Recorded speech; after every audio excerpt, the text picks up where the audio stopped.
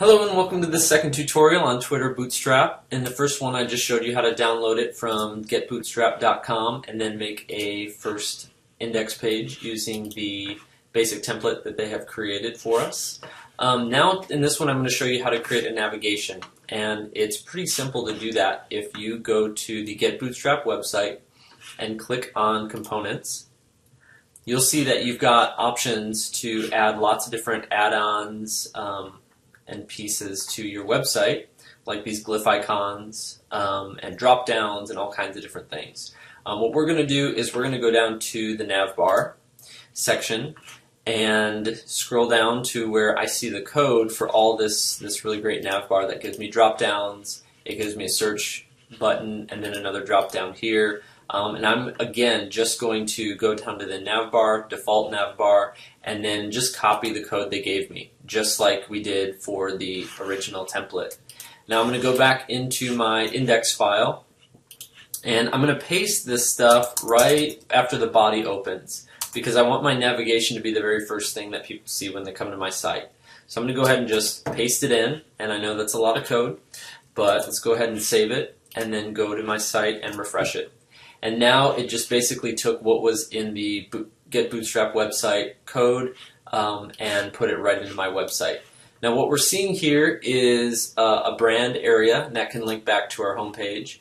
We've got 1, 2, 3 links, and then I've got a little drop down along with the search area, and then another drop down over here on the right along with my hello world. So I'm going to go back to my site so you can see all the code and see everything that it did. Now I'm going to make my text a little bit bigger because it's kind of hard to see, and let's also wrap it so that you can see kind of what it's doing without having to go off the page.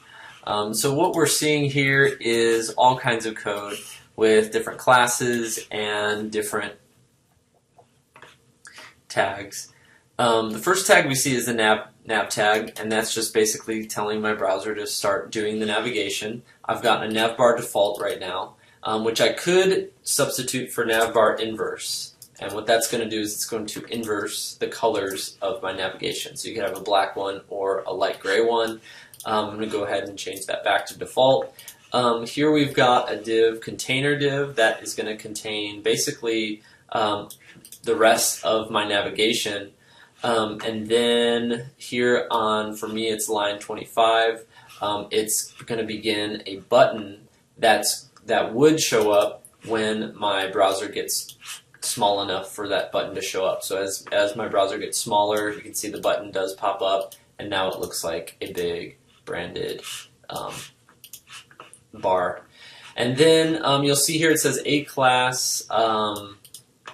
href equals # and then brand, and this is where I'm going to go ahead and type in my SJMC or whatever you want to type in for your brand. If it was a hobby website or for a specific organization, you would type that here.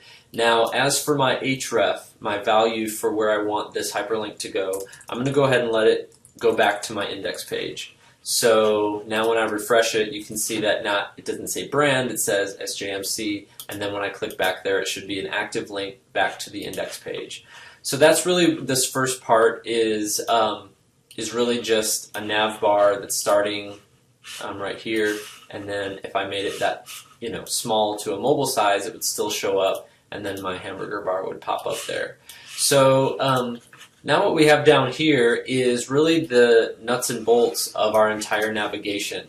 You'll see that there are two unordered lists. Here's one big UL that I have selected, and then within that there's another sub UL.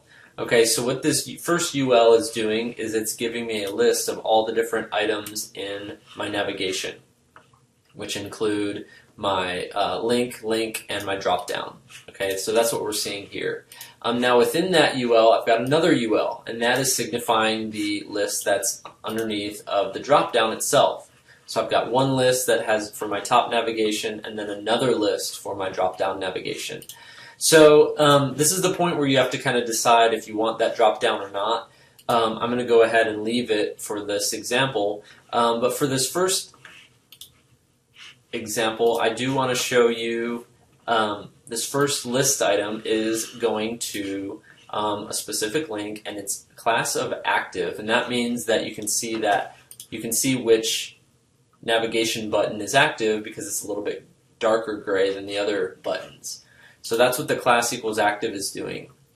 For my next page, I'll probably want to change that active class to the next list item instead of this one. So for this first link, I'm going to go ahead and just call it home. And I'm also going to link it back to my index.html page. So now when I go back to my site and refresh it, it says home. And it's, again, just like the brand, going to link back to the home page. And then I'm going to go down here to my next link item.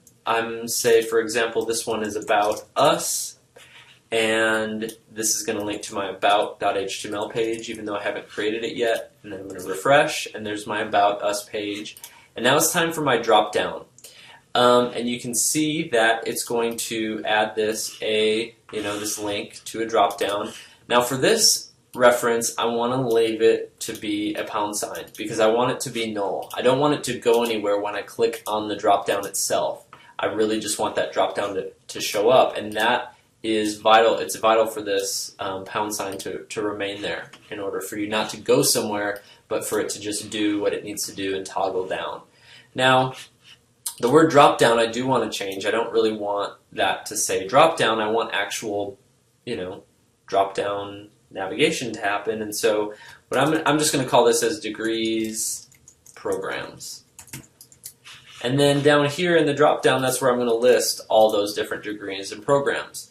You can see that there are different, they look a little bit different. Here are just 3 regular list items. Then it's got a separator bar, and it's got a separated link, and then it's got another separated link. So think of this as kind of just a little template. You can use these separator bars, or you can delete them. It's totally up to you.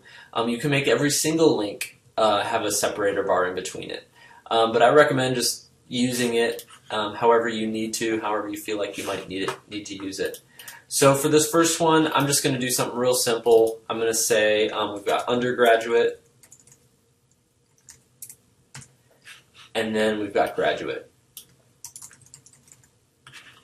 And so for this first link, I'm going to go undergrad.html, and then this one's going to be called grad.html. Again, I haven't created these yet, but I will. And so as I save it, I'm going to refresh, and you can see that those popped up. Now the rest of these, I don't really have a whole lot of other degrees and programs. I might want to create even another one that says concentrations.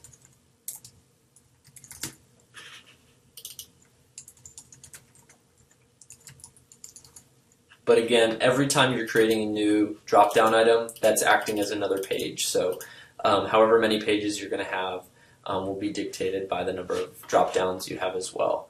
Notice for the drop-down, there is no link to it. I don't have a degrees and programs page, but it's more of a classifier for the rest of these pages that it's going to go under. Now for the rest of these, I've got a divider. I can go ahead and delete that, or I could add it in between each one of these so that each one of these list items are divided, although that might get a little bit confusing. And in that case, you can see that now they're all broken up into 3 different areas. Or I could I'm going to go ahead and just leave those. I just undid all that, and I'm going to delete the divider. I'm going to delete the next link, and the next divider, and the next link. So really, I'm just deleting each of these list items, 1, 2, 3, and 4. I need this UL, so I'm not going to delete that. That's pretty much integral to how this UL works. So you'll see that for me in my dropdown, I've got the list class of dropdown telling it that what's coming up here is a dropdown. Then I've got my UL listed here, and then I'm closing the list item, which is referring to this dropdown list item, and then I close the whole entire UL. Okay, so now that I've saved it, you can see that I've got one UL that's got 1, 2, 3 different LIs in it. One of those LIs actually has its own little UL in it, and that's what we see reflected in the code here. Now, I'm not really doing much with a search bar, so I'm going to delete the form tag. And the form tag you can see is pretty much this in the search bar. We don't have search capabilities right now, so I'm going to delete this entire tag, the next few lines of code. Everything from where the form opens to where the form closes, I'm just going to go ahead and delete it. And as soon as I delete it and then refresh, you'll see that it just disappears. It's gone. Now for this side link drop down, you may want to keep it and you may want to delete it. What I would recommend using this for would be maybe for social media links. If you wanted to link to Twitter, Facebook, Instagram, or if you wanted to drop down to external resources, that would be a good chance to link to external sites, just because when it's over on the side like that, it's maybe more obvious that you're going outside of the site as opposed to staying in the site. So I'm going to go ahead and delete this first link. This next one, I'm going to call it, instead of drop down, I'm going to say external links, or let's call it resources. In some way, we do want the user to know that we're going outside here, and so maybe I just wanted to say, you know, Texas State website, http://txstate.edu. Maybe I want to also link to our Twitter account. I'll just say SJMC Twitter, and then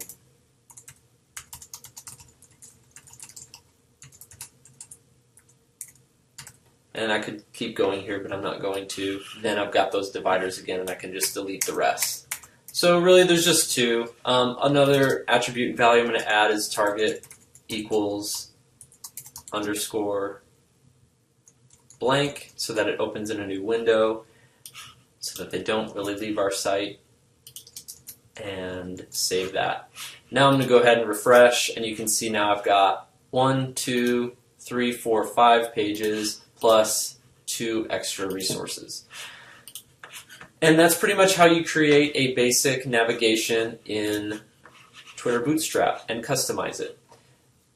And in the next tutorial, I'm going to show you how to create a grid layout and how to start working with some content.